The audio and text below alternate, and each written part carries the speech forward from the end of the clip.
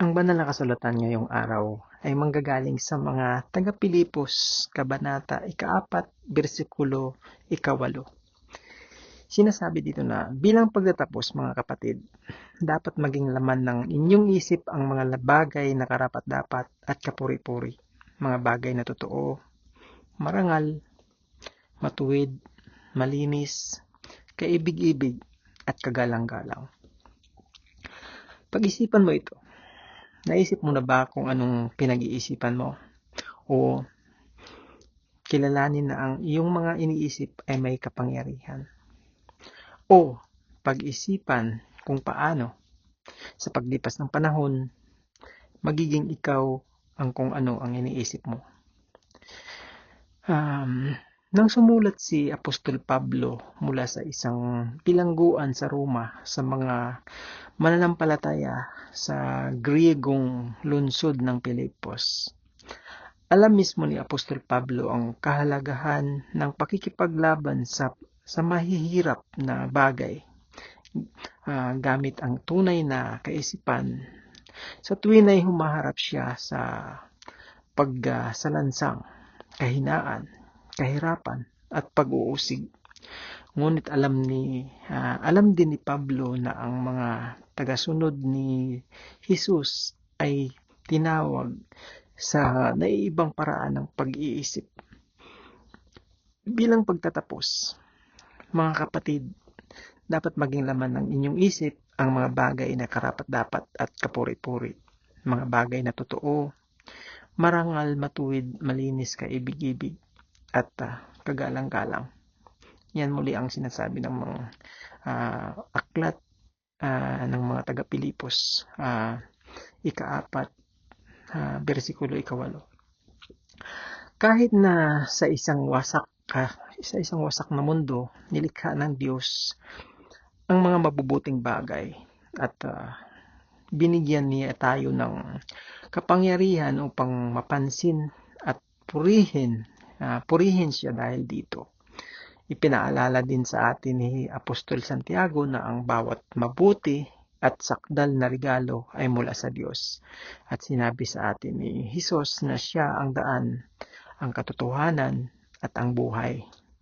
Kaya kapag nakatuon tayo sa kung ano ang mabuti at puno ng katotohanan, bumabaling ang ating mga iniisip patungo sa Diyos, ang nagbibigay ng mabubuting bagay at ang may akda ng lahat ng totoo.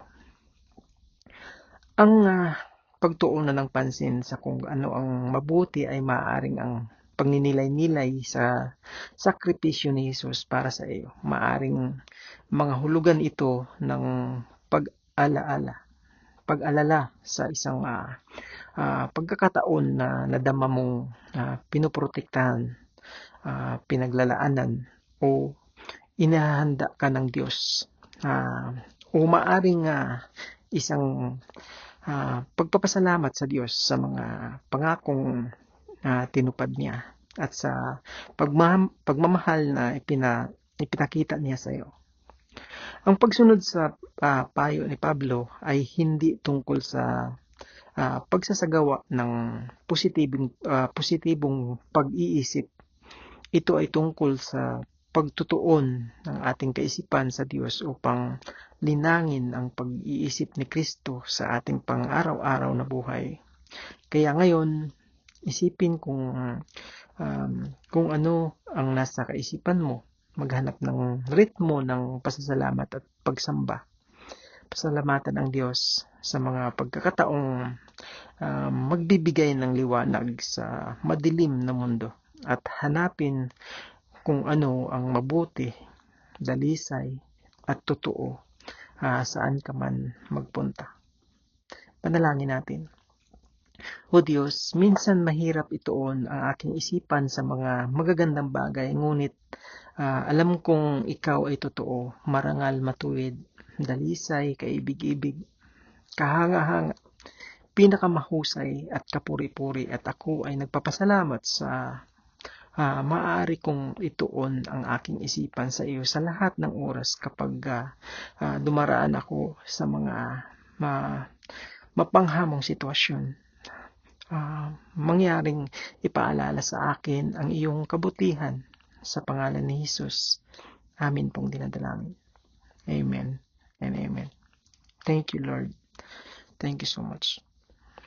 Maraming salamat mga kapatid ko sa pananampalataya, sa pagsama muli sa akin, at sana sa mga susunod ko pang video na gagawin. Amen.